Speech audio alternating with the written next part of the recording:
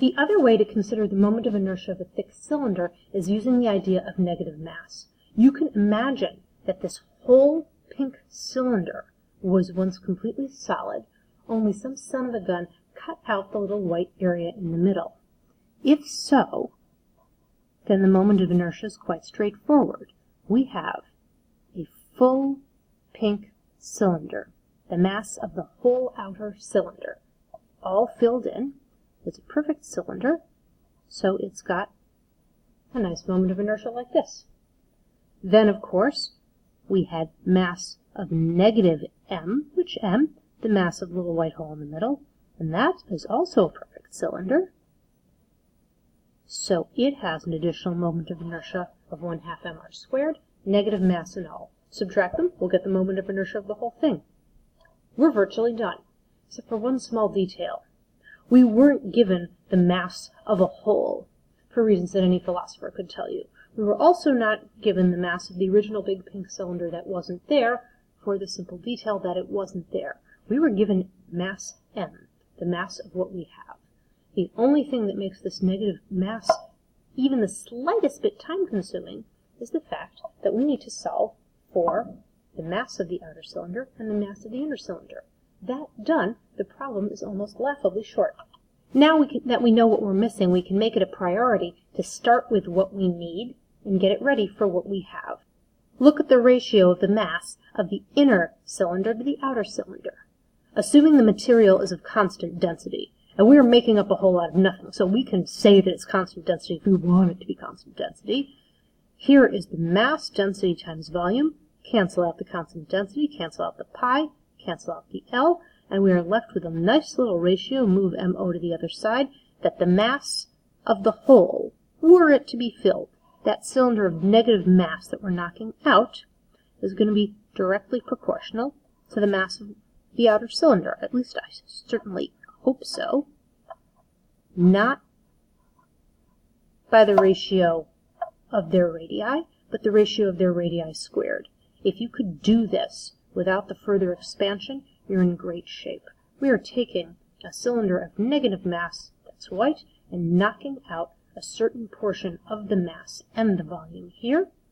Given that the mass that you have is directly proportional to the surface area, it's only sensible that the constant of proportionality should follow the radius squared as the surface area does. One more problem. We're still not given the mass of that original pink cylinder. We're given the mass of what we have. Algebra to the rescue. What we have is the pink one minus the white one, the outer one minus the inner. Hey, we know what their inner radius now is. Those are like terms. We can factor out and get ourselves a nice little expression for what we have. Or better still, we can move all of this to the other side, multiply both sides by the outer radius squared, cancel this, except when we distribute it to that, and we may find that the mass that we want, the mass that would have been there, had it not been for the hole in the middle, is the old mr squared that we were expecting, divided by the rest of our term from this side. There is the outer mass, all ready for our moment of inertia. This is how much mass we would have had this been solid all the way through. Hey, I think we're ready to substitute. We have the 1/2 the mass of the outer cylinder times its radius squared, minus 1/2 the mass of the inner cylinder, which we now know is just a fraction of the outer radius to begin with, times its radius squared. I see a 4th power showing up here already. Let's substitute and see what we have.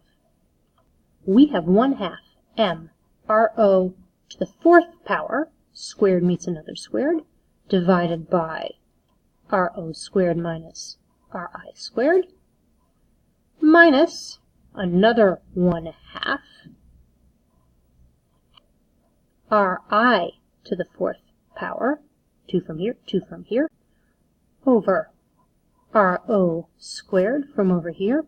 Now we've got RM RO squared over RO squared minus RI squared that we brought in from the mass from here to there.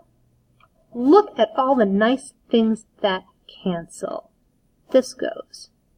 This goes. Common factor of m, and we have 1/2 m RO to the 4th minus RI to the 4th all over RO squared minus RI squared. Bless my soul, I've seen those factors before. We saw them back when we did our calculus and got a final answer of 1/2 m RO squared plus RI squared.